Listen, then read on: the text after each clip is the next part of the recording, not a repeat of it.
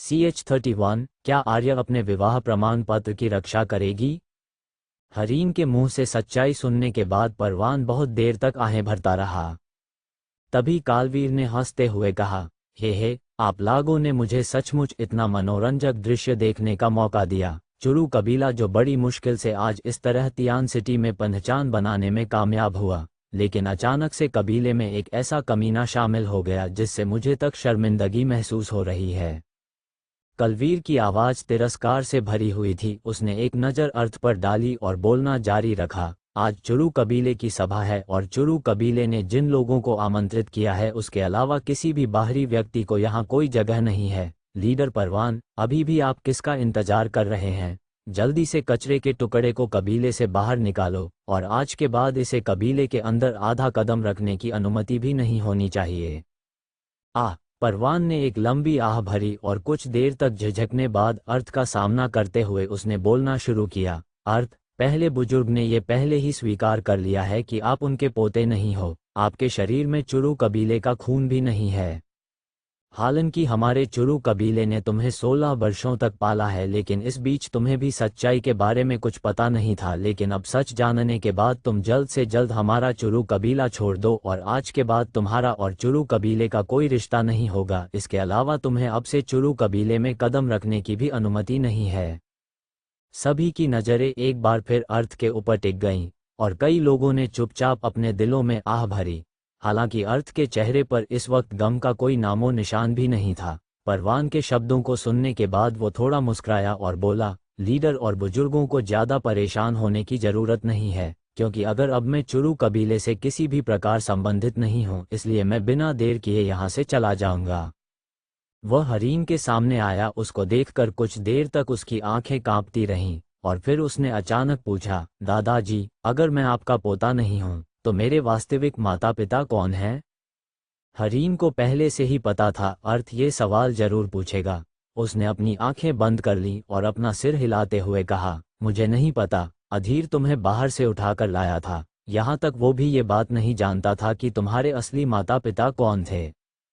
हरीन की आंखों की जटिलता को देखकर अर्थ को अंदाजा हुआ कि ये वास्तव में हरीन का पूरा उत्तर नहीं है। वे अवश्य ही उसके जन्म के बारे और भी बहुत कुछ जानते हैं, लेकिन इतने सारे लोगों के सामने वो बताना नहीं चाहते हैं।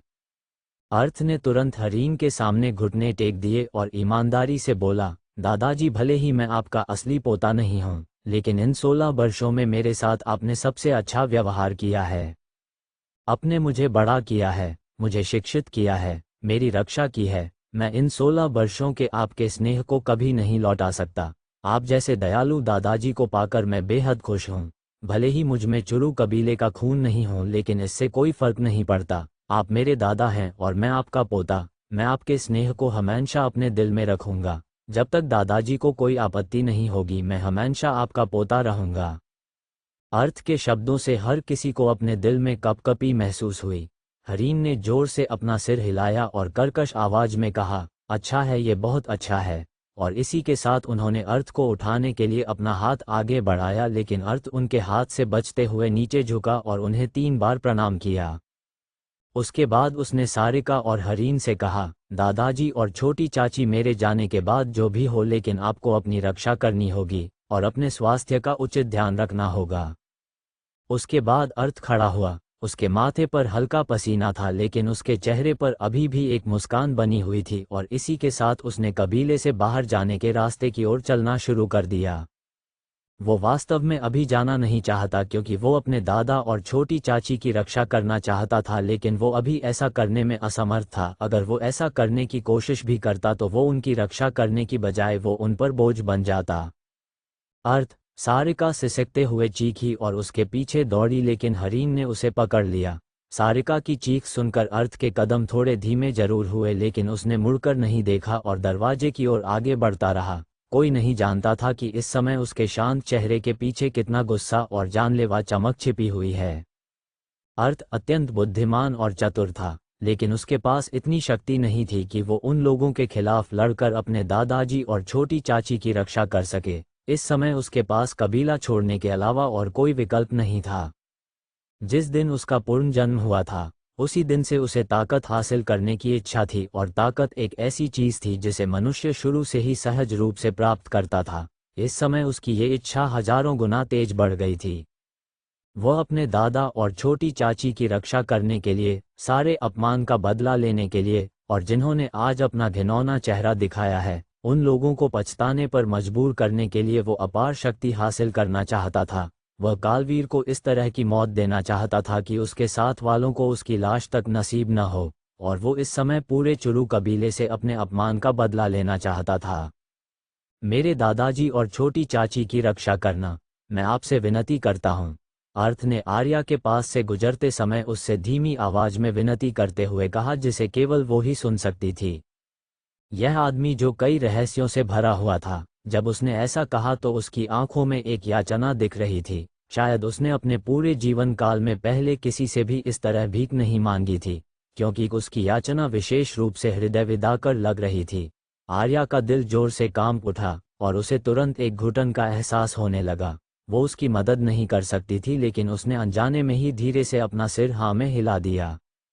जरा रुको, तुम अभी नहीं जा सकते, पीछे से एक आवाज आई, जिसे सुनकर अर्थ के कदम अपनी जगह पर रुक गए। आरव तेजी से अर्थ की ओर आगे बढ़ा और बोला, हर कोई जानता है कि अभी 4 दिन पहले अर्थ की शादी हुई है, और उसने जिससे शादी की वो तियान सिटी के जाने माने परिवार उरु परव्य की अनमोल बेटी आर्या है। लेकिन हर कोई जानता है कि आर्या ने अर्थ से शादी क्यों की है। ऐसा इसलिए क्योंकि 5वें बुजुर्ग के बेटे अंकल अधीर ने अतीत में आर्या की जान बचाई थी। इसलिए शादी का पहला कारण कृतज्ञता का ऋण चुकाना है, और दूसरा कारण था आर्या के पिता द्वारा अंकल अधीर से किए गए वादे का सम्मान करना। लेकिन चाहे कृतज्ञता का ऋण चुकाना हो या फिर वादे का सम्मान करना हो, जिससे आर्या की शादी होनी चाहिए थी, वह अंकल अधीर का बेटा था, न कि ये हरामी जो पता नहीं कहां से चुरू कबीले के अंदर आ गया। आरव की बातों ने सभी को याद दिला दिया कि आर्या ने 16 वर्ष पूर्व किए समझौते के कारण अर्थ से शादी की थी। चूंकि अब वो अधीर की संतान नहीं है, तो निश्चित है ये शादी एक बड़ी गलती थी। अर्थ ने बिना पीछे मुड़े ही आरव से कहा, आरव, मेरी शादी के मामले में हस्तक्षेप करना आपका काम नहीं है। नहीं, यह निश्चित ही मेरा काम है, आरव ने कहा। आर्या हमारे तियान सिटी की नंबर 1 सुंदरता है, और सभी लोगों को ये पता है कि आर्या की शादी हमारे चुरू कबीले में हुई है, और आज की घटना के बाद सबको ये पता चलेगा कि वास्तव में आर्या की शादी हमारे कबीले में नहीं हुई, बल्कि एक ऐसे कमीने से हुई है जिसे चुरू कबीला पिछले 16 वर्षों से व्यर्थ ही झेल रहा है। यह वाकई बहुत बड़ा मजाक होगा।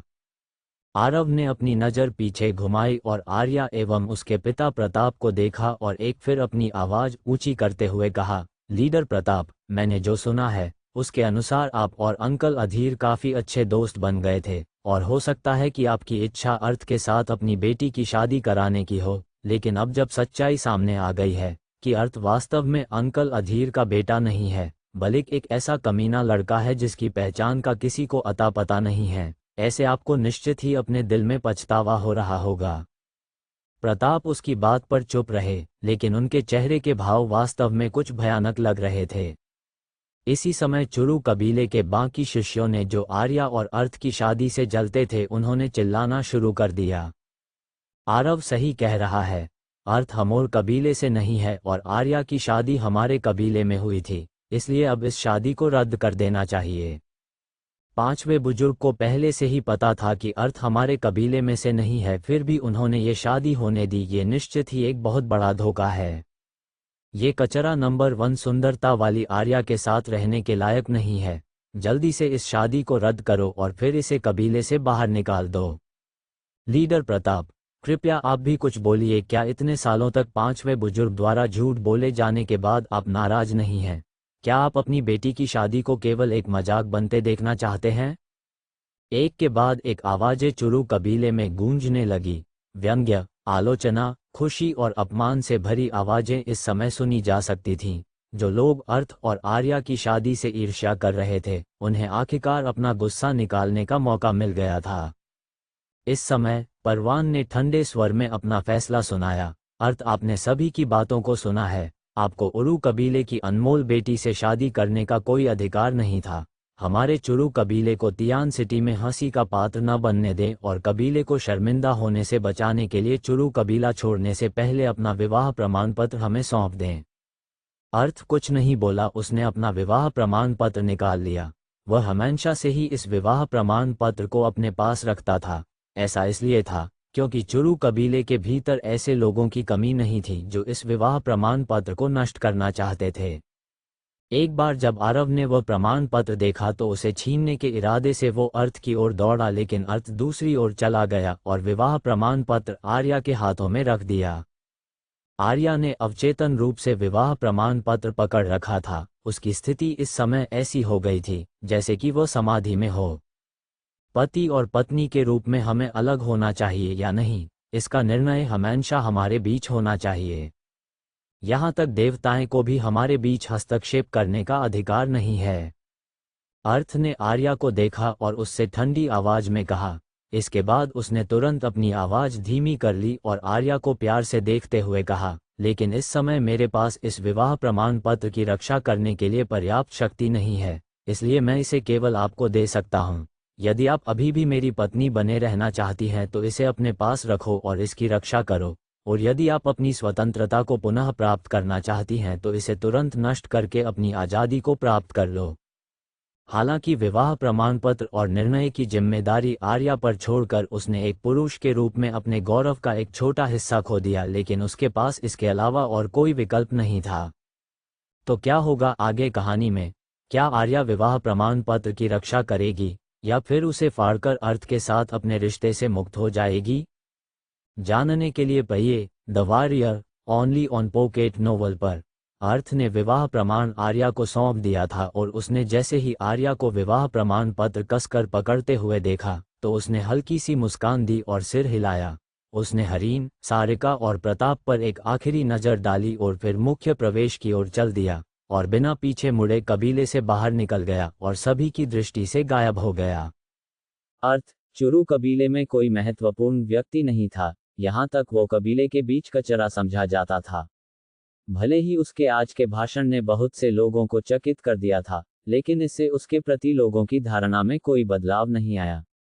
चूंकि अर्थ का जाना महज एक छोटी सी घटना थी, इससे चुरू कबीले के लोगों को थोड़ा खुश होने का मौका मिला। उसके बाद उनका सारा ध्यान आर्या के हाथों में मौजूद विवाह प्रमाण पत्र पर केंद्रित हो गया। मिस आर्या, मुझे लगता है कि सच्चाई जानने के बाद आपको बहुत गुस्सा आ रहा होगा। आरव आर्या के करीब चला गया और उसने आगे हंसते हुए कहा, अर्थ ने न केवल हमारे चुरू कबीले को धोखा दिया बल्कि आपके उरू कबीले की प्रतिष्ठा को भी कम किया है, लेकिन अब सब कुछ ठीक है। आपको केवल अपने हाथ में मौजूद विवाह प्रमाण पत्र को फाड़ना है और जो भी पहले हुआ वो सब समाप्त हो जाएगा। पूरा तियान सिटी आपके निर्णय को समझेगी और उसका समर्थन करेगी। अपनी प्रतिभा और सुंदरता के साथ आप जरूर किसी ऐसे व्यक्ति को डिजर्व करती हैं जो अर्थ से 1000 गुना बेहतर है। आरव की शर्मनाक हरकत के बाद आर्या हमेशा ही उसके प्रति घृणा महसूस करती थी और अभी उसे आरव से और ज्यादा घृणा हो रही थी। उसने बेरुखी से जवाब दिया, क्या तुम्हें समझ नहीं आया कि मेरे पति ने अभी क्या कहा था? बाहरी लोगों को हमारे मामले में हस्तक्षेप करने का कोई अधिकार नहीं है। आर्या की इस बात पर आरव के चेहरे का रंग तुरंत बदल गया। इस समय बहुत से लोगों के रंग भी उड़ गए थे। लगभग सभी का मानना था कि आर्या केवल कृतज्ञता का कर्ज चुकाना चाहती थी और इस तरह उसे 16 साल पहले हुए समझौते को पूरा करने के लिए अर्थ के शादी करने के लिए मजबूर होना पड़ा। अन्यथा वो अपनी इच्छा से इस तरह के बेकार व्यक्ति के साथ शादी क्यों करती, जबकि उसके के लिए प्रतिभाशाली युवकों की कमी नहीं थी। इस धारणा के कारण लोगों को लगता था कि आर्या बिना कुछ सोच ही विवाह प्रमाण पत्र के टुकड़े टुकड़े कर देगी, लेकिन किसने सोचा था आर्या वही शब्द दोहराएगी जो अर्थ ने एक अतुलनीय दृढ़ संकल्प से साथ कहे थे। और इतना ही नहीं, उसने अभी अभी अर्थ को अपना पति कह के संबोधित किया था। आरव का चेहरा सूअर के जैसे हो गया। यह उसकी उम्मीद के बिल्कुल विपरीत था। अब जब अर्थ को चुरू कबीले से निष्कासित कर दिया गया था तो आर्या का भी अब चुरू कबीले के साथ कोई संबंध नहीं था। यदि वह विवाह प्रमाण पत्र नहीं फाड़ती है तो चुरू कबीले को मूल रूप से उस दबाव बनाने का कोई अधिकार नहीं था। हरीन की बेजान आंखें अचानक चमक उठी और उसने आर्या की ओर बेहद कोमल नजरों से देखा। चुरू कबीले के दबाव के बावजूद उसने ये शब्द कहे थे, इसलिए भविष्य में चाहे कुछ भी, लेकिन उसने कम से कम अर्थ को निराश तो नहीं किया था और उसने अर्थ के गौरव की रक्षा की थी। यहाँ तक सारिका भी, जो आर्या के प्रति एक अजीब प्रकार का बैर रखती थी, वो भी आर्या के प्रति सच्ची कृतज्ञता महसूस कर रही थी। प्रताप उरु, जो कि पूरे समय से चुप थे, उन्होंने भी उसी क्षण अपना सिर हिलाया और उनके चेहरे पर इस समय बहुत प्रसन्नता दिखाई दे रही थी। वहीं दूसरी ओर कालवीर का चेहरा काला पड़ गया था।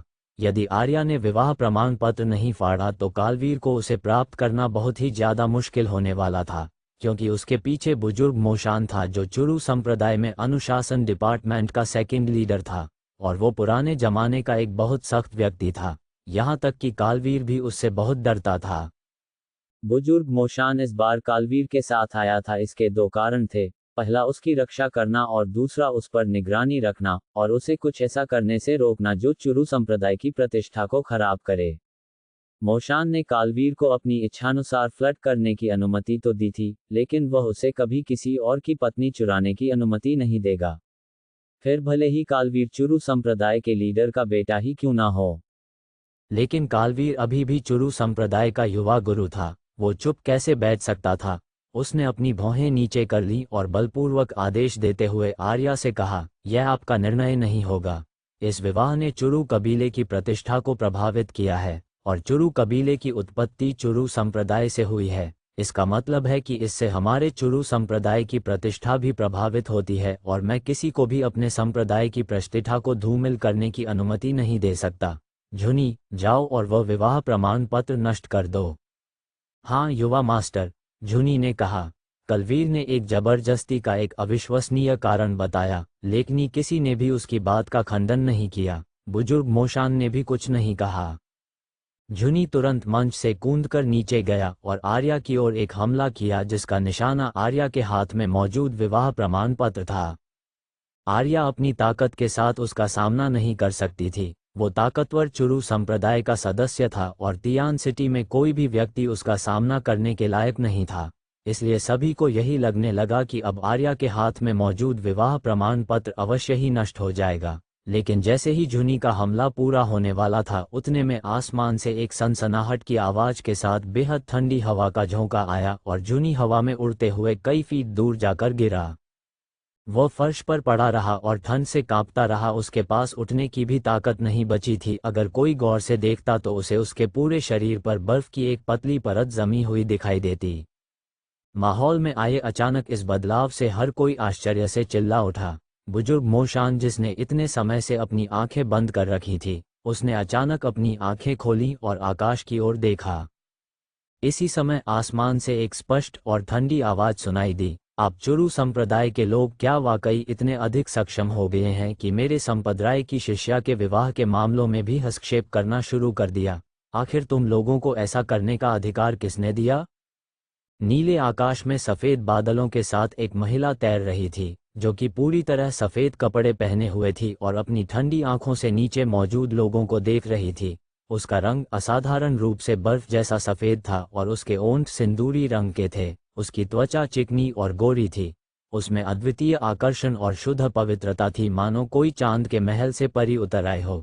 साथ ही वो ठंडी, गौरवपूर्ण और बेदाग बर्फीले कमल जैसी दिखती थी। हालांकि उसकी विशेषताएं स्पष्ट रूप से अलग थीं, लेकिन कोई भी उसकी सही उम्र का अंदाजा नहीं लगा पा रहा था। वो इस समय केवल 20 वर्ष की लग रही थी, लेकिन वो वास्तव में इससे कहीं ज्यादा उम्र की थी। फिर भी वो काफी जवान दिख रही थी। आसमान में इस समय इस खूबसूरत नज़ारे ने हर किसी को हैरान कर दिया, और अचानक भीड़ में एक कपकपा देने वाली चीख गूंज पड़ी। गहन फ्लोटिंग तकनीक। ये बात एक बम की तरह थी जो हर किसी पर गिरी, और उनके जबड़े खुले के खुले रह गए थे और उनकी आंखें लगभग बाहर आ गईं। आकाश में उड़ने वाली महिला स्पष्ट रूप से बिना किसी वस्तु या बिना किसी उड़ने वाले जानवर की मदद के आकाश में तैर रही थी। वो इसके लिए केवल अपनी शक्ति का इस्तेमाल कर रही थी। इस तरह आकाश में केवल वही लोग तैर सकते थे जिन्होंने गहन फ्लोटिंग तकनीक में महारत हासिल कर ली हो, और इस तकनीक को सीखने के लिए किसी भी व्यक्ति को कम से कम आकाश गहन क्षेत्र का होना जरूरी था। आकाश में तैर रही यह महिला वास्तव में आकाश गहन क्षेत्र की अभ्यासी थी, जिसके बारे में तियान सिटी के लोगों ने केवल कहानियों में ही सुना था। उन लोगों ने आज पहली बार किसी आकाश गहन क्षेत्र वाले व्यक्ति को देखा था। फ्रोजन क्लाउड की 7 परियां। बुजुर्ग मोशान ने अपनी सांसों के बीच फुसफुसाया। उसका मन और शरीर दोनों तनावग्रस्त हो गए थे और उसकी आंखों से हल्का डर झलकने लगा था। क्या क्या कहा आपने? कालवीर, जो आकाश में दिख रही महिला के नशे में था, अचानक 4 शब्द फ्रोजन क्लाउड की 7 परियां सुनने के बाद तुरंत होश में आ गया। ये 7 महिलाएं ही थी जिनके कारण फ्रोजन क्लाउड संप्रदाय ब्लू विंड साम्राज्य के 4 प्रमुख संप्रदायों में शामिल था। वे ऐसे लोग थे जिनसे कालवीर का पिता भी डरता था। इन 7 परियों में सबसे कम गहन शक्ति आकाश गहन क्षेत्र की थी और उनमें से जो सबसे ज्यादा मजबूत थी वो पहले से ही सम्राट गहन क्षेत्र से केवल आधा कदम दूर थी। फ्रोजन क्लाउड संप्रदाय की 7 परियों के कारण चुरू संप्रदाय हमेशा उनसे नीचे ही रहता था। ब्लू विंड रैंकिंग टूर्नामेंट में भी चुरू संप्रदाय लगातार 3 सीजन से फ्रोजन क्लाउड संप्रदाय द्वारा हारता आ रहा है। बुजुर्ग मोशान ने अपनी डरी हुई आवाज में कालवीर से फुसफुसाते हुए कहा, युवा मास्टर, वह फ्रोजन क्लाउड संप्रदाय की 7 परियों में 5वें स्थान पर है और उसका नाम रिद्धिमा है। मुझे नहीं पता कि वो यहाँ क्यों आए है, लेकिन कुछ भी हो, उसे नाराज मत करना, क्योंकि अगर मेरे 10 लोग भी यहाँ आ जाएं तो भी मैं उससे जीत नहीं सकता। वह स्पष्ट रूप से जानता था कि कालवीर किस तरह का लंपट व्यक्ति था। यदि उसने अपने हवसी स्वभाव को प्रकट करके उसे नाराज कर दिया तो परिणाम बिल्कुल भी अच्छे नहीं होंगे। कालवीर ने जब सुना कि मोशान ने क्या कहा तो वो अहंकारी होने की हिम्मत कैसे कर सकता था। उसने तेजी से अपने अहंकार को छुपा लिया और बोलने के लिए अपना सिर उठाया, तो यह वास्तव में फ्रोजन क्लाउड संप्रदाय की परी रिद्धिमा है। इस जूनियर का नाम कालवीर है। यहाँ अचानक से आपसे मुलाकात होना इस कालवीर का महान सौभाग्य है। लेकिन परी रिद्धिमा ने आज इस छोटे से तियान शहर में उतरने का फैसला क्यों लिया? इसके पीछे क्या कोई महत्वपूर्ण मामला हो सकता है? मेरे पिता ने मुझे हमेशा सिखाया है कि यदि फ्रोजन क्लाउड संप्रदाय की किसी भी परी से मेरी मुलाकात हो तो मैं उनके सामने अत्यंत विनम्र रहूं। अगर ऐसी कोई चीज़ है जिसमें मैं आपकी मदद कर सकूं, तो परी रिद्धिमा को बोलने में संकोच नहीं करना चाहिए। जब कालवीर के मुंह से फ्रोजन क्लाउड संप्रदाय शब्द सुना तो हर कोई स्तब्ध रह गया और उनके गले से कोई आवाज नहीं निकल सकी। इस छोटे से तियान शहर में वास्तव में आज एक परी प्रकट हुई थी, जिसमें कोई तीसरे दर्जे तक का संप्रदाय भी आने की जहमत नहीं उठाता था। वहां आज न केवल चुरू संप्रदाय के सदस्य आए थे, बल्कि फ्रोजन क्लाउड संप्रदाय ने भी अपने लोगों को भेजा था। यह कोई आश्चर्य की बात नहीं थी कि यह महिला इतने असाधारण तरीके से सामने आई थी। उसने फ्लोटिंग गहन तकनीक भी दिखाई थी। वह वास्तव में फ्रोजन क्लाउड संप्रदाय की महिला थी और संप्रदाय में उसकी स्थिति भी कम नहीं थी, वरना कालवीर, जो कि चुरू संप्रदाय के लीडर का बेटा था, वो कभी उसके सामने इतना विनम्र होने का दिखावा नहीं करता। तभी रिद्धिमा ने ठंडे स्वर में कालवीर की बात का जवाब देते हुए कहा, मैं यहाँ क्यों आई हूँ? आप चुरू संप्रदाय के लोग मेरी शिष्या को धमका रहे हैं, और क्या आप चाहते हैं कि मैं ये चुपचाप देखती रहूं और आपको उसे अपमानित करने की अनुमति दूं? आपकी शिष्या?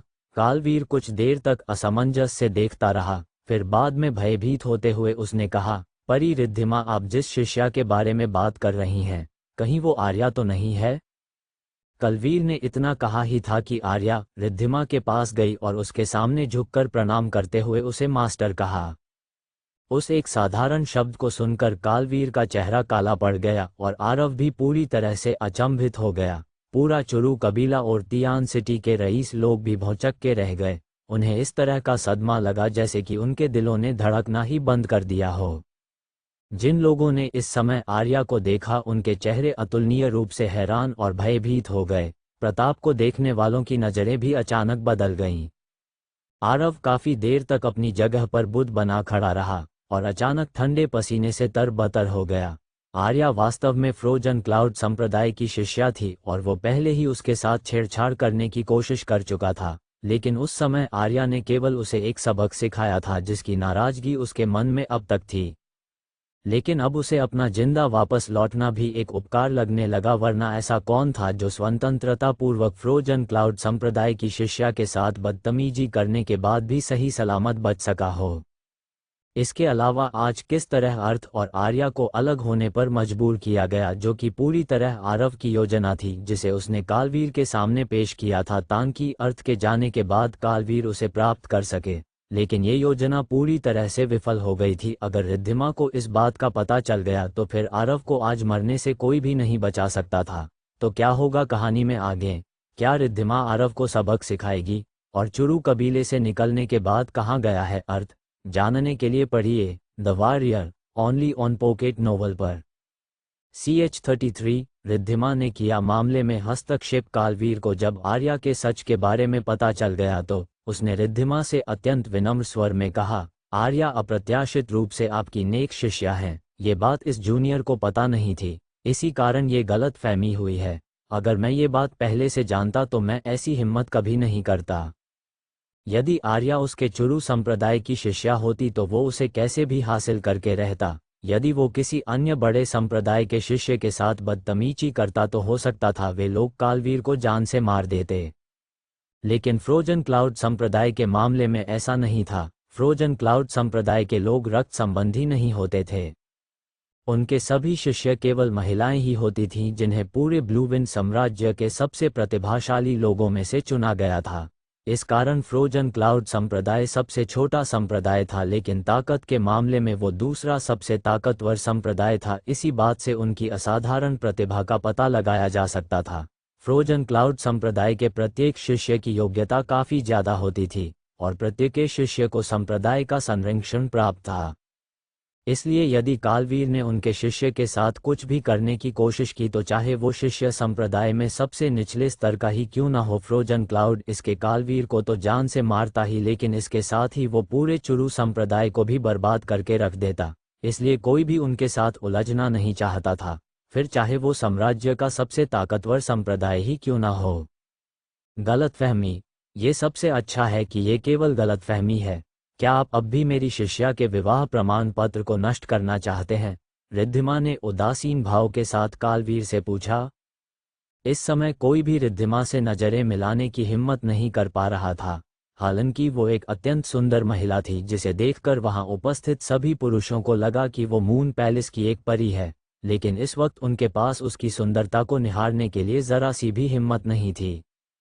चूंकि यह एक गलतफहमी थी तो अब मैं इसकी हिम्मत कैसे कर सकता हूं? कालवीर ने शांति से तर्क दिया। लेकिन जूनियर एक मामले को लेकर हैरान है। हालांकि इस जूनियर को बहुत कुछ तो नहीं पता, लेकिन मैंने सुना है कि फ्रोजन क्लाउड संप्रदाय के शिष्यों को अपनी भावनाओं को दबाकर रखना पड़ता है और उन्हें कभी भी शादी करने की अनुमति नहीं है। फिर भी मिस आर्या को इसकी अनुमति कैसे दी गई? उसकी इस बात पर रिद्धिमा ने ठंडे स्वर में कहा, हालांकि मेरे संप्रदाय के फ्रोजन क्लाउड आर्ट्स को सीखने के लिए बहुत ही ज़्यादा आत्मसंयम की आवश्यकता होती है, लेकिन संप्रदाय ने शिष्यों को शादी करने से कभी मना नहीं किया। आर्या जब 12 साल की थी तो ये हमारे संप्रदाय में शामिल हो गई थी, लेकिन वो मेरे साथ संप्रदाय में वापस जाने के लिए अनिच्छुक थी। वो केवल 16 साल की उम्र में अर्थ के साथ शादी करने का इंतजार कर रही थी। यह उसके जुनून के कारण नहीं था, बल्कि केवल उसकी दयालुता और प्रतिबद्धता के कारण था। इतनी भारी धार्मिकता और वास्तविक स्वभाव के सामने मेरा संप्रदाय उसे कैसे मना कर सकता था? युवा मास्टर कालवीर के पास कोई और प्रश्न है क्या? रिद्धिमा का हर एक शब्द बर्फ से सना हुआ था और उसके शब्द जिसके भी कानों में पड़ते उन्हें अपने कानों में एक अनियंत्रित ठंडक का सामना करना पड़ा, जिसके सामने किसी ने भी कुछ कहने की हिम्मत नहीं की। नहीं नहीं, ये सचमुच एक गलतफहमी थी, कालवीर ने तुरंत कहा। उसने आर्या की ओर मुड़ते हुए कहा, मिस आर्या, मैं इस बात से अनजान था कि आप फ्रोजन क्लाउड संप्रदाय की शिष्या हैं। यदि आप किसी भी प्रकार से आहत हुई हैं तो कृपया इसे दिल पर न लें। चुरू संप्रदाय के लीडर के बेटे का दर्जा स्पष्ट रूप से फ्रोजन क्लाउड संप्रदाय के एक शिष्य से अधिक था, लेकिन आर्या इस समय परी रिद्धिमा के साथ थी जिसके सामने कालवीर को अपनी औकात अच्छे से पता थी। इस समय भले ही उसके साथ बुजुर्ग मोशान, झुनी और झेंगा थे, लेकिन फिर भी वो किसी भी तरह रिद्धिमा को परेशान नहीं कर सकता था। अगर उसने किसी भी तरह उसे नाराज कर दिया तो उन चारों का जीवित लौट पाना पूरी तरह से नामुमकिन था। आर्या को पाने की उसकी इच्छा अब किसी भी हालत में पूरी नहीं हो सकती थी और उसकी आधे दिन की योजना पूरी तरह से बर्बाद हो गई थी। इस बात से उसका पूरा दिल उत्पीड़न में डूब गया और उसने अपना ध्यान सारिका की ओर किया। भले ही वो आर्या को पाने में पूरी तरह से नाकाम हो चुका था, लेकिन उसके सामने सारिका अब भी मौजूद थी। रिद्धिमा आर्या की रक्षा करेगी, लेकिन वो अजनबी सारिका की रक्षा नहीं करेगी। अगर ऐसा नहीं होता तो वह पहले क्यों नहीं आई जब अर्थ को निष्कासित किया जा रहा था? वह केवल तब प्रकट हुई थी जब बात आर्या पर आ गई। दरअसल रिद्धिमा का दायित्व केवल आर्या की देखभाल करना था। अन्य लोगों के साथ उसका कोई संबंध नहीं थी और उसे उनकी जरा भी परवाह नहीं थी। इसके अलावा उसके पास उनके बीच के मामले में हस्तक्षेप करने का कोई कारण भी नहीं था। तभी कालवीर ने बोलना शुरू किया, चूंकि परी रिद्धिमा ने यहाँ उपस्थित होकर आपके चुरू कबीले को सम्मानित किया है, इसलिए आपको उनका धन्यवाद करना चाहिए और आगे की कार्यवाही शुरू की जानी चाहिए जिसके लिए हम यहाँ उपस्थित हुए हैं। जैसे ही उसकी नज़र एक बार फिर सारिका पर पड़ी, उसके चेहरे का रंग बदल गया और उसने शातिर अंदाज में कहा, झुनी और झेंगा, सबसे पहले उस चोर को पकड़ो जिसने गहन शक्ति ओपनिंग पाउडर चुराया था। अपराधी से निपटने के लिए उसे कल चुरू संप्रदाय ले जाया जाएगा। कालवीर के इस वाक्य से उसके घृणित और बेशर्म इरादे लोगों के सामने आए। हालांकि इस झूठे आरोप को अर्थ ने पहले ही उजागर कर दिया था, लेकिन चुरू संप्रदाय के लोगों द्वारा इसे पूरी तरह दबा दिया गया था। हाँ युवा मास्टर, झुनी और झेंगा ने एक साथ कहा। इसी के साथ वे दोनों मंच से नीचे गए और सारिका के करीब चले गए। मास्टर, ये देखने के बाद तुरंत आर्या ने मदद की दृष्टि से रिद्धिमा की ओर इशारा किया और उम्मीद की कि वह सारिका की रक्षा करने में मदद करेगी। कम से कम वो उसे कालवीर को अपने साथ ले जाने से तो बचा ही लेगी। लेकिन रिद्धिमा अनजान रही और उसने कोई जवाब नहीं दिया। इस कारण आर्या और भी चिंतित हो गई। उसने गुहार लगाते हुए कहा, मास्टर, आपने ये देखा था कि कालवीर आज मुझे किस तरह निशाना बना रहा था। अर्थ को पहले ही निष्कासित कर दिया गया है। जाने से पहले उसने मुझसे अपने दादाजी और छोटी चाची की रक्षा करने को कहा था और मैं पहले ही इसके लिए सहमत हो चुकी हूँ। इसलिए इसे मेरा आखिरी काम समझ लीजिए जो मैं उसके लिए करना चाहती हूँ। इसके बाद मैं तुरंत आपके साथ फ्रोजन क्लाउड संप्रदाय में वापस चलूंगी और गहन तरीकों से अपनी ट्रेनिंग में ध्यान लगाऊंगी। इसलिए मैं इस मामले में मास्टर से मदद का अनुरोध करती हूँ। रिद्धिमा की आंखें चमक उठी और थोड़ी सी हलचल के साथ उसने एक आह भरी। उसने अपना दाहिना हाथ धीरे से हिलाया और कुछ ही पल में एक ठंडी हवा का बहाव निकला जिससे झुनी और झेंगा को अचानक ठिठुरन महसूस होने लगी और वे अपनी ही जगह पर जम गए। जैसे ही रिद्धिमा की इस हरकत को कालवीर ने देखा, उसके चेहरे का रंग तुरंत बदल गया। उसने एक गहरी सांस लेते हुए कहा, परी रिद्धिमा, इस हरकत से आपका क्या मतलब है? आपने अपनी शिष्या के विवाह के मामले में हमारे चुरू संप्रदाय की आलोचना की, यह बात समझ आती है, लेकिन अब हम अपने संप्रदाय के मामले को संभाल रहे हैं, तो क्या परी रिद्धिमा अभी हमारे बीच हस्तक्षेप करना चाहती हैं? नहीं, मुझे आपके चुरू संप्रदाय के मामले में हस्तक्षेप करने का कोई शौक नहीं है। रिद्धिमा ने शांत और उदासीन भाव से कहा, मैंने बस इस पूरे मामले को कुछ हद तक देखा है। चूंकि आपने कहा कि यह आपके चुरू संप्रदाय का मामला है, तो क्या सारिका आपके संप्रदाय से हैं? कालवीर ने अपना सिर न में हिलाया और कहा, नहीं, उसने जो चुराया था वो मेरे संप्रदाय का गहन शक्ति ओपनिंग पाउडर था। उसकी बात पर रिद्धिमा ने तुरंत कहा, लेकिन जैसा कि मैंने पहले सुना था, गहन शक्ति ओपनिंग पाउडर एक उपहार था जो आप चुरू संप्रदाय से लाए थे और वो आपने कल ही चुरू कबीले को सौंप दिया था, और जो उपहार आप वास्तव में दूसरों को दे चुके हैं, क्या आप उसे अभी भी अपने संप्रदाय का कह सकते हैं? यदि यह मामला सभी के सामने आया तो आपको अपने संप्रदाय की प्रतिष्ठा कम होने का डर नहीं है? कालवीर उसकी बात से अवाक रह गया। वो उसकी इस बात का कोई जवाब नहीं दे सका। रिद्धिमा ने आगे कहा, सारिका चुरू कबीले से है, न कि चुरू संप्रदाय से, और गहन शक्ति ओपनिंग पाउडर आप पहले चुरू कबीले को सौंप चुके हैं जो अब किसी भी तरह से आपके संप्रदाय से संबंधित नहीं है। उस मामले में भले ही सारिका ने गहन शक्ति ओपनिंग पाउडर चुराया हो, उसे सजा देने का अधिकार केवल चुरू कबीले को है। इस मामले का आपके चुरू संप्रदाय से कोई संबंध नहीं होना चाहिए। रिद्धिमा ने अपनी आंखें झुकाईं और परवान को देखा। वैसे तो ये उसकी एक नज़र मात्र थी, लेकिन इसने परवान के पूरे शरीर को कांपने पर मजबूर कर दिया और अनजाने में उसका शरीर थोड़ा नीचे झुक गया। रिद्धिमा ने हल्के ढंग से कहा, चुरू कबीले के लीडर, आप इस मामले को कैसे संभालेंगे जहां चोरी का अपराधी आपके कबीले का सदस्य हो? परवान ने कालवीर को देखा और अपने दांत भींच लिए, क्योंकि कालवीर और रिद्धिमा के बीच उसकी स्थिति गेहूं के बीच घुन के जैसी थी।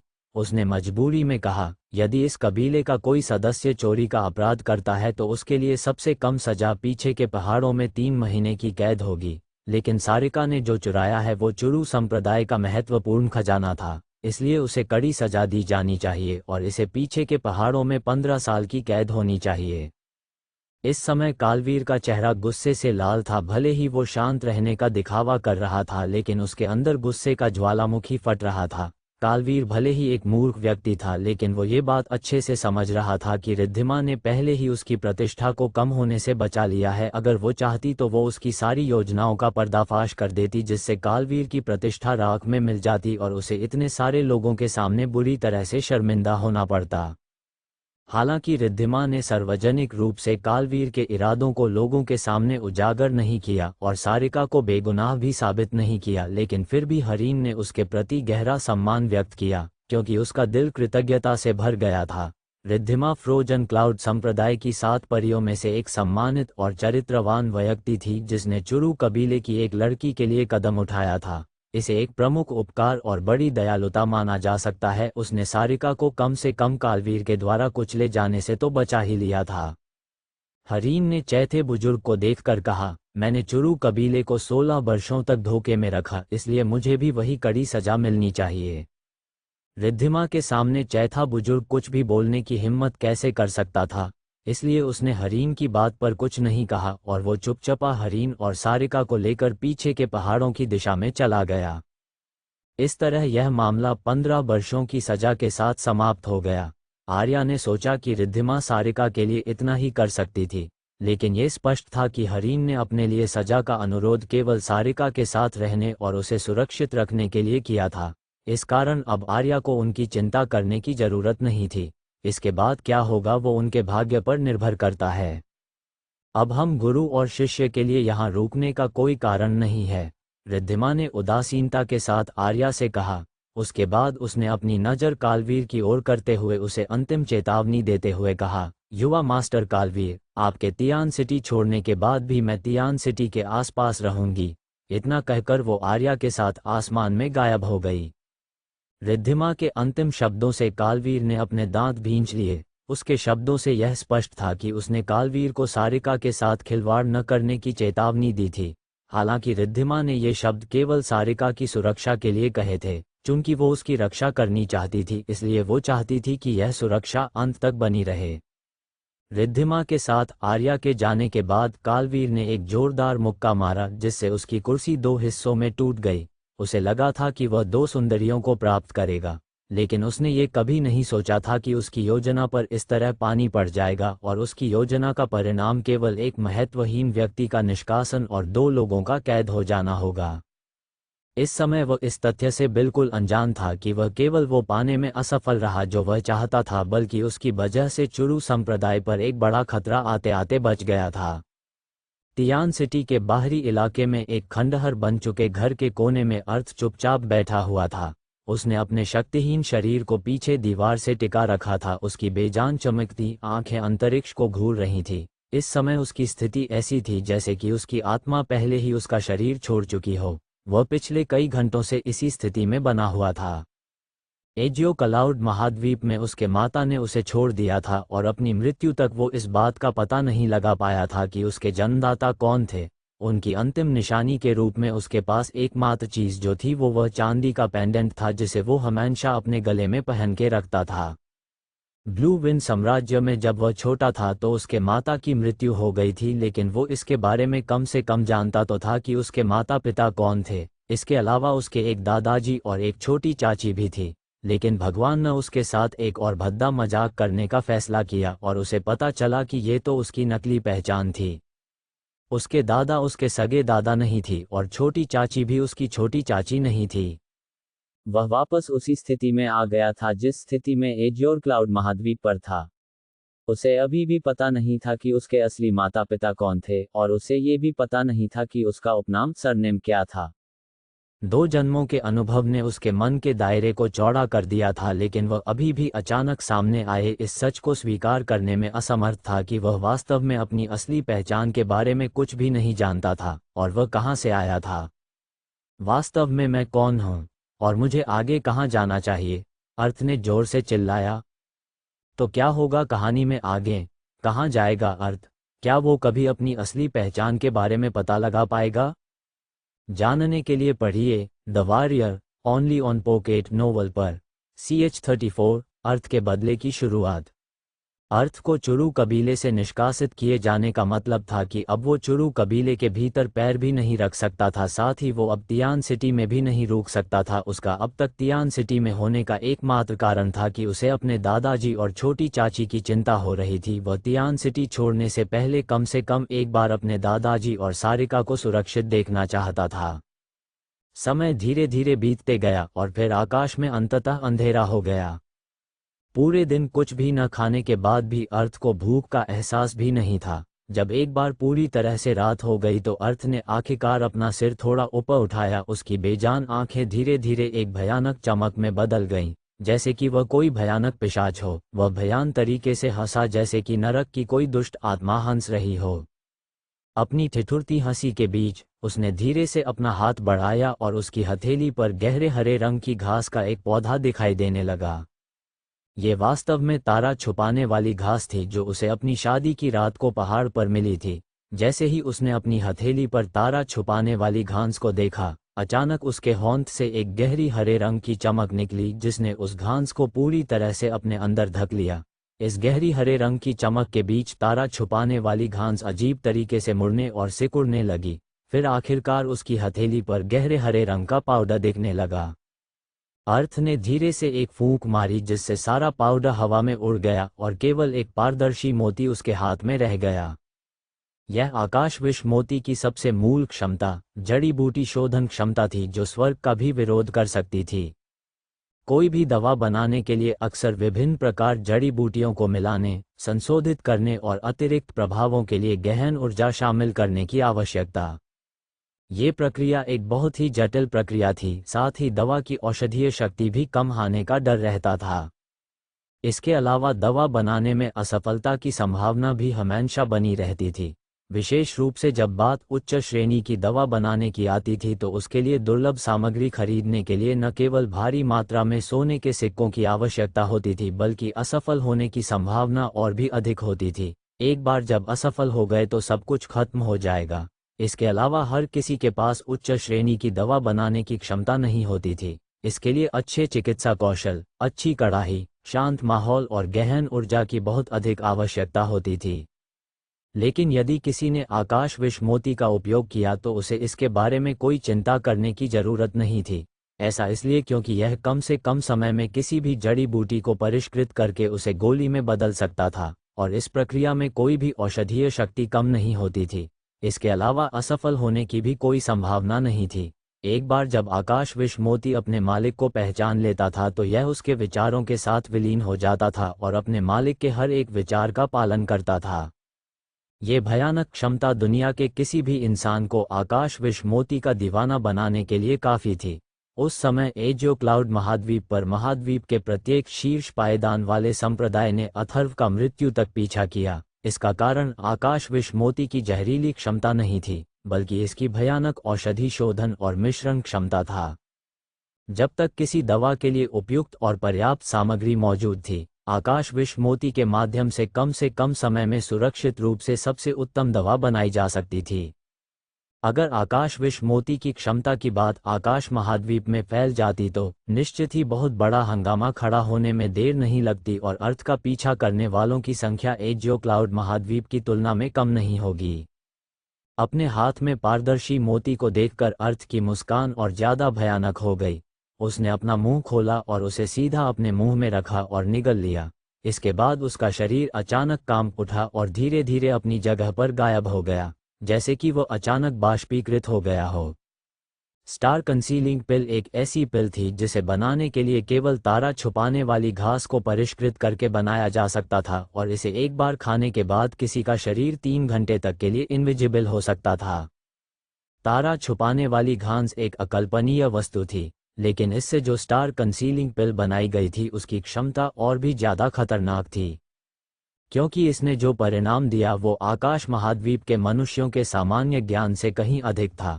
इतना कि कोई भी इसके चमत्कारी प्रभाव की कल्पना भी नहीं कर सकता था। अर्थ को पूरी तरह से विश्वास था कि उसने पूरे आकाश महाद्वीप पर सबसे पहले स्टार कंसीलिंग पिल का उपयोग किया था क्योंकि इसे बनाने के लिए एकमात्र जिस चीज़ की आवश्यकता होती थी वो थी तारा छुपाने वाली घास, और एकमात्र चीज़ जो तारा छिपाने वाली घास को परिष्कृत कर सकती थी वो था आकाश विश्व मोती, और वो केवल अर्थ के पास था। अर्थ अपनी जगह से खड़ा हुआ और बिना किसी आकार, ध्वनि और गंध के चुरू कबीले की ओर चल पड़ा। आसमान में पहले ही अंधेरा हो चुका था और चुरू कबीले में इस वक्त लैंप जगमगा रहे थे। अर्थ ने चुरू कबीले के अंदर कदम रखा और लापरवाही से एक सीधी रेखा में चलता गया। उसकी मुद्रा में थोड़ी सी भी सावधानी नहीं थी। इस समय अर्थ का रंग अतुलनीय रूप से शांत था। रास्ते में उसने कई लोगों की फुसफुसाहटें सुनी थीं। उसे पता चल गया कि आर्या अपनी मास्टर के साथ वापस चली गई है और साथ ही हरीन और सारिका को पीछे के पहाड़ों में 15 साल के लिए कैद किया गया है।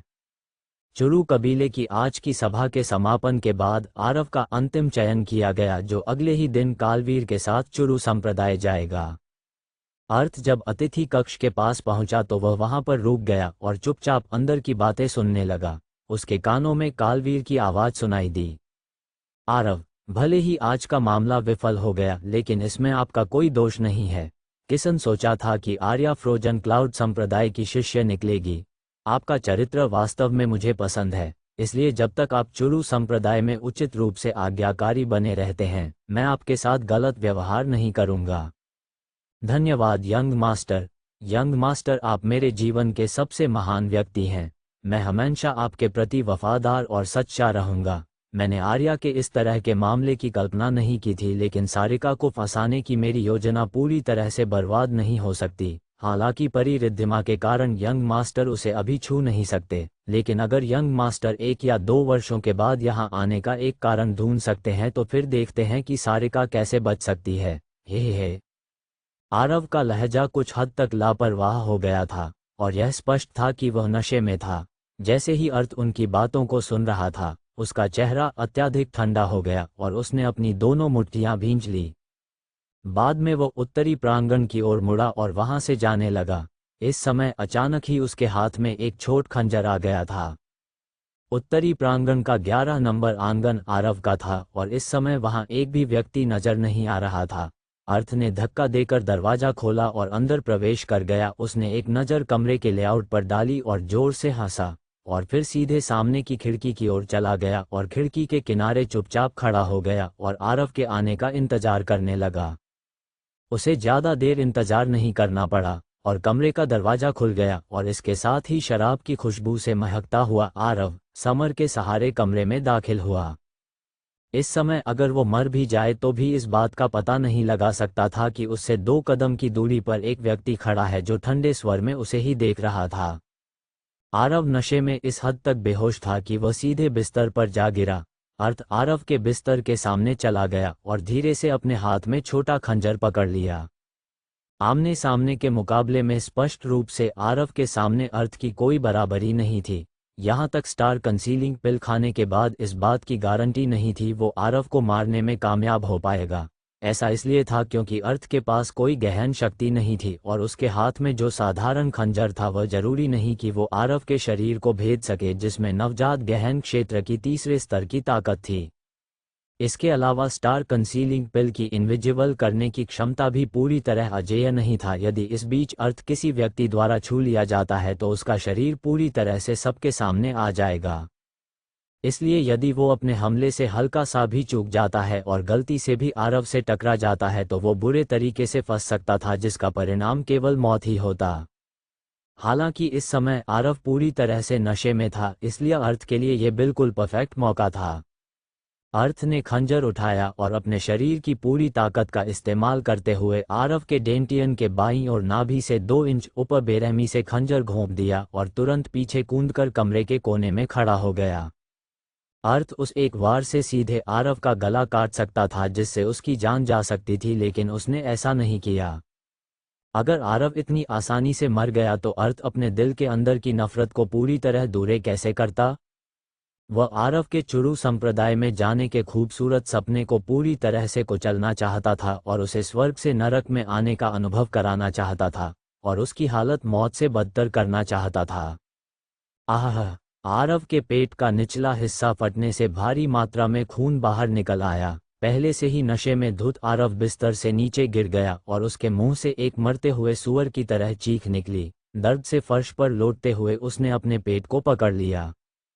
तभी दरवाजा अचानक खुला और समर, जो अभी ज्यादा दूर नहीं गया था, चीख सुनकर तुरंत वापस भागा। लेकिन जब उसने सामने के दृश्य को देखा तो उसका रंग उड़ गया, उसका पूरा शरीर कांपने लगा। वो आरव की मदद करना चाहता था, लेकिन उसने बिना उसकी अनुमति के उसने आरव को छूने की हिम्मत नहीं की। वह घबराहट के मारे तुरंत बाहर भागा और तेजी से दहाड़ते हुए चिल्लाया, कबीले मास्टर, कबीले मास्टर, आरव पर किसी हत्यारे ने हमला किया है, कबीले मास्टर। रात के आकाश के नीचे समर की आवाज काफी दूर तक फैल गई और शांत चुरू कबीले का माहौल अचानक से अराजकता में बदल गया। वहीं कमरे के अंदर अर्थ ने जब आरव को फर्श पर रोते हुए देखा तो उसने ठंडे स्वर में हंसते हुए दरवाजा खोला और दरवाजे से बाहर चला गया। ज्यादा देर नहीं हुई और परवान, डॉक्टर धनसिंह और कई बुजुर्ग तुरंत आरव के कमरे में पहुंच गए। आरव के पेट में धंसा खंजर और उसके पेट से निकलता खून देखकर परवान सदमे आ गया और लड़खड़ाते हुए तेजी से आगे बढ़ा। आरव, आरव। आरव की चेतना फीकी पड़ चुकी थी, उसका सारा नशा गायब हो चुका था। उसने परवान की आस्तीन पकड़ने के लिए अपना हाथ बढ़ाया और दर्द की एक कराह निकाली। जल्दी करो, उसे बिस्तर पर लेटाओ, धनसिंह ने कहा और जल्दी से अपना दवा का डब्बा खोला। उसके पीछे आने वाले बुजुर्गों के चेहरे आश्चर्य से भरे हुए थे। कौन है वह, किसने किया ये? आरव को बिस्तर पर लिटाने के बाद परवान और प्रथम बुजुर्ग ने उसके बहते खून को रोकने के लिए अपनी गहन ऊर्जा का उपयोग किया। इसके साथ ही परवान ने धनसिंह से पूछा, डॉक्टर धनसिंह, स्थिति कैसी है? धनसिंह की भौहें शुरू से ही तनावग्रस्त थीं। जब उसने परवान का सवाल सुना तो उसने एक लंबी सांस ली और कहा, आरव के जीवन पर कोई बड़ा खतरा नहीं है। हत्यारे ने उसके जीवन को निशाना नहीं बनाया है, बल्कि उसने आरव की गहरी नसों पर प्रहार किया है, जिसके परिणामस्वरूप ने केवल उसकी गहरी नसें क्षतिग्रस्त हो गई, बल्कि सारी गहन ऊर्जा भी बाहर निकल गई है। क्या? जब परवान ने सुना कि सारी गहन ऊर्जा बाहर निकल गई है तो उसका चेहरा पूरी तरह सफेद पड़ गया। उसने बड़ी मुश्किल से खुद को शांत रखा और आशा की किरण के साथ पूछा, फिर ठीक होने में कितना समय लगेगा?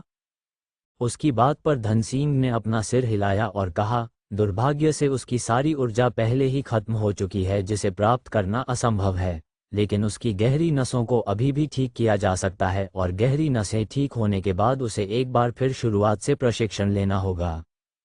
परवान उसकी बात सुनकर पूरी तरह से हिल गया।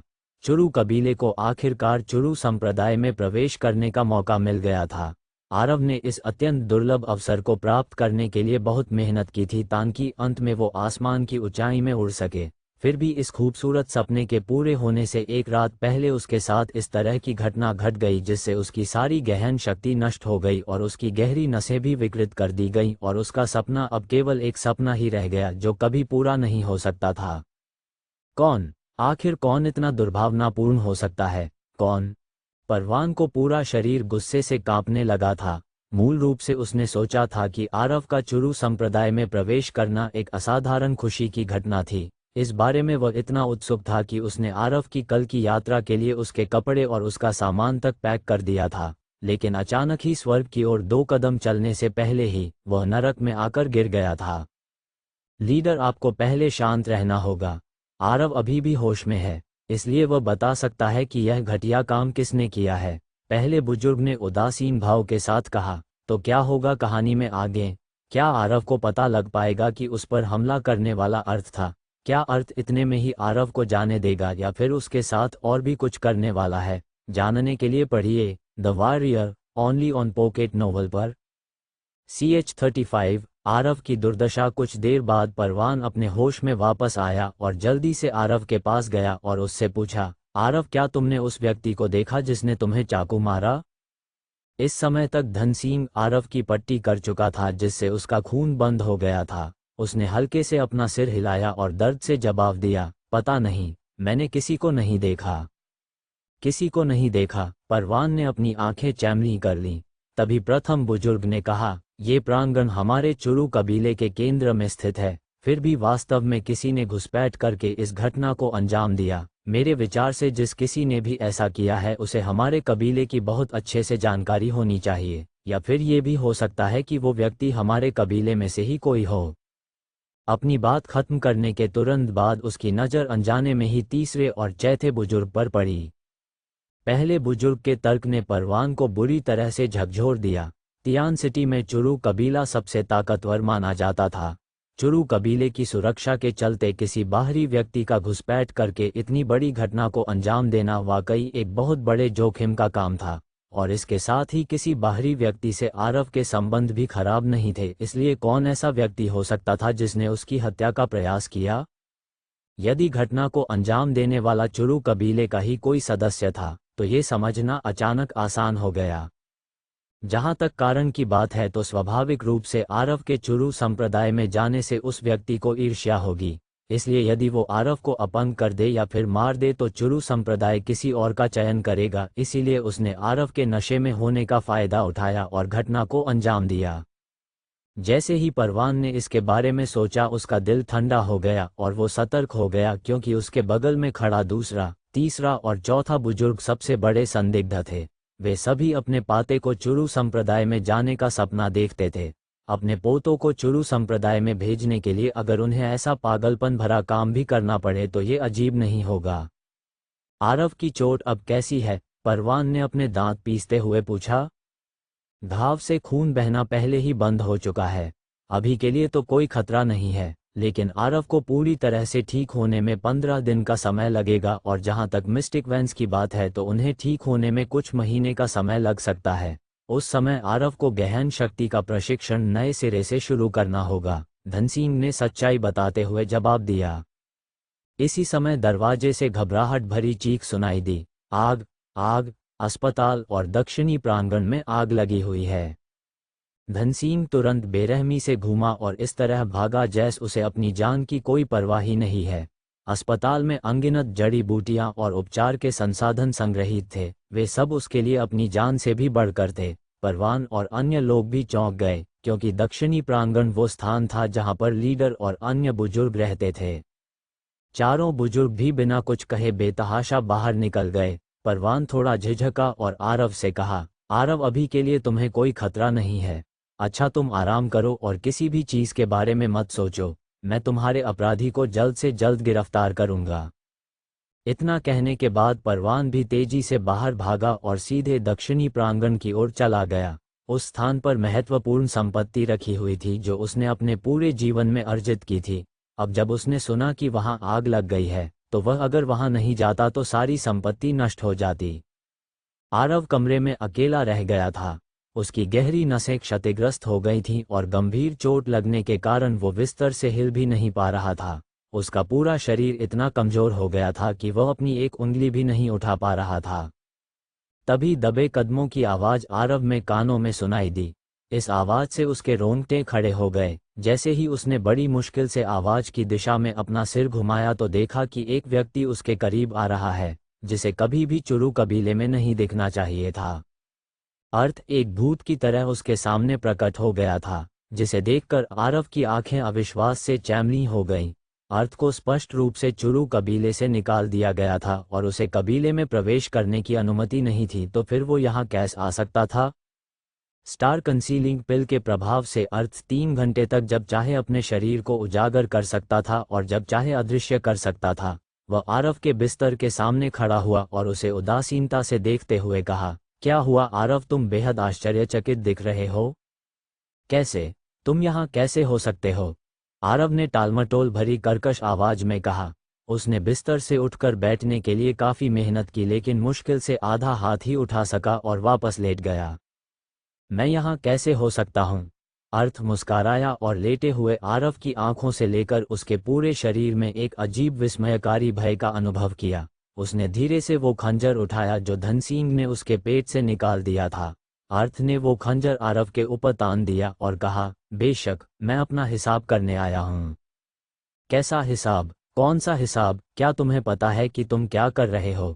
आरव का शरीर सिकुड़ गया और उसकी आंखें भय और चिंता से सिकुड़ गईं। उसने डरी हुई आवाज में कहा, जिसने मेरी हत्या का प्रयास किया, क्या वो तुम हो? असंभव। क्या वास्तव में तुम्हारे पास इतनी हिम्मत है कि तुम मुझसे ये पूछो कि कौन सा हिसाब? अर्थ ने कहा, इस समय उसके चेहरे की मुस्कान गायब हो गई और उसकी जगह एक राक्षसी दुष्टता ने ले ली, क्योंकि उसके चेहरे के भाव भयानक रूप से बदल गए थे। उसने अपने अंतहीन हत्या के इरादे को प्रकट किया जिसे वो हमेशा से रोक के रखता था। मेरी शादी के दिन तुमने मुझे मर्डरिंग हॉट पाउडर का इस्तेमाल किया, वो तो यदि मेरी किस्मत अच्छी नहीं होती तो मैं उसी वक्त मर चुका होता। अपनी सफलता की संभावना बढ़ाने के लिए तुमने कालवीर की चापलूसी की और मेरी छोटी चाची को झूठा फंसाने में थोड़ा भी संकोच नहीं किया। मुझे और आर्या को अलग होने के लिए मजबूर किया, और यहाँ तक कि मेरे निष्कासन का कारण भी तुम हो। खैर, मेरा निष्कासन कोई बड़ी बात नहीं है। यदि आर्या फ्रोजन क्लाउड संप्रदाय की शिष्य नहीं होती और उसकी मास्टर उसके पास नहीं होती तो आर्या का जीवन पूरी तरह से बर्बाद हो जाता। मेरी छोटी चाची को भी चुरू संप्रदाय में ले जाया जाता और हर तरह का अपमान सहना होता। आरव, मुझे बताओ कि मुझे किस तरह तुमसे अपना हिसाब बराबर करना चाहिए। मुझे तुम्हारे साथ कैसा व्यवहार करना चाहिए ताकि तुम इस ऋण से मुक्त हो सको। आक्रोश में दहाड़ते हुए अर्थ ने खंजर उठाया और आरव पैरों पर जोरदार वार कर दिया। चमकता हुआ खंजर उसके पैरा में जाकर लगा और खून का फव्वारा फूट गया। उसके दोनों पैरा की नसें बेरहमी से काट दी गई थीं। आरव ने एक मनहूस चीख निकाली और जब वह दर्द से कराह रहा था तो अर्थ का चेहरा प्रसन्नता से भर गया। उसने एक बार फिर खंजर उठाया और धीमी गुर्राहट के साथ उसके दानों हाथों को काट डाला। आह आह! आरव की खून जमा देने वाली चीख किसी दुष्ट आत्मा की तीखी चीख जैसी थी। उसके शरीर के चारों अंग खून से लथपथ हो गए थे। उसका पूरा व्यक्तित्व नर्क की खाई में गिर गया था। उसे उम्मीद नहीं थी कि आमतौर पर कमजोर और आत्मपीड़ित अर्थ वास्तव में उसे इतने क्रूर और शातिर तरीके से मारना चाहता है। नहीं, मुझे बख्श दो। मैं मरना नहीं चाहता, मैं मरना नहीं चाहता। आरव का रंग पहले ही हल्दी की तरह पीला पड़ चुका था और उसकी दोनों आंखों में दर्द और डर भर गया था। अर्थ ने फिर से खंजर उठाया और क्रूरतापूर्वक हंसा। मरना नहीं चाहते? चिंता मत करो, मैं तुम्हें मरने नहीं दूंगा। मैं तुम्हें इतनी जल्दी और बिना दर्द के कैसे मरने दे सकता हूँ? इस कट के साथ मैं चाहता हूँ कि तुम फिर कभी इन आंखों से किसी लड़की को बुरी नज़र से न देखो। दो तेज वार एक के बाद एक आरव की आंखों पर हुए और उसकी दो चौड़ी आंखों की पुतलियां काले और सफेद पेस्ट में बदल गईं। वाह है! यह मनहूस चीख ऐसी थी जैसे कि नरक की गहराई से निकली हो। इतने दुख से भरी थी कि इसे सुनने वाले का शरीर भी कांपने लगे और उसकी खोपड़ी सुनना पड़ जाए। फिर भी अर्थ का चेहरा वास्तव में खुशी से मुस्कुराया, जैसे कि वो स्वर्ग का संगीत सुन रहा हो। उसने खंजर बाहर निकाला और अपनी आंखें सिकोड़ लीं और फीकी मुस्कान के साथ बोला, कितनी मधुर चीख है। जब तक आप ये चीख निकाल सकते हैं तब तक इसका आनंद लें, क्योंकि दोबारा आप ऐसी मधुर ध्वनि नहीं निकाल पाएंगे।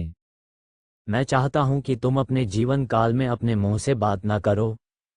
इसी के साथ खंजर निर्दयतापूर्वक आरव के मुंह में घुस गया और जैसे ही बाहर निकला खून से सनी जीभ का टुकड़ा कई दांतों के साथ बाहर आ गया।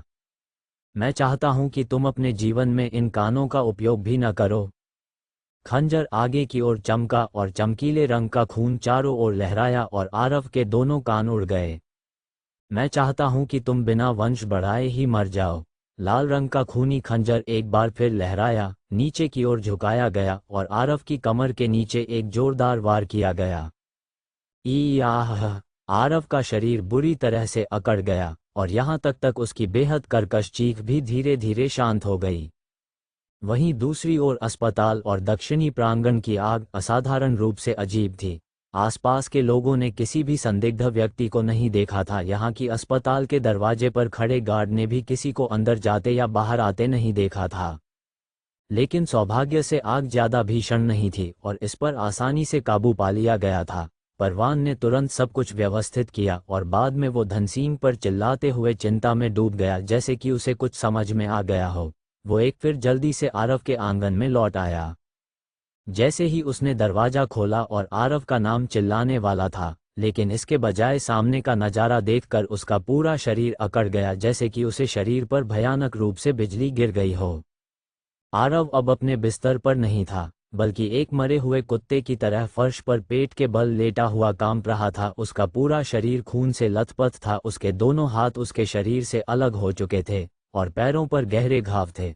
उसका पूरा चेहरा खून से सना हुआ था। उसके कानों के दोनों किनारों पर केवल मांस के ढेर बचे थे उसकी नाक और ओठ पूरी तरह से गायब हो चुके थे और उसके मुंह से खूनी झाग निकल रहा था।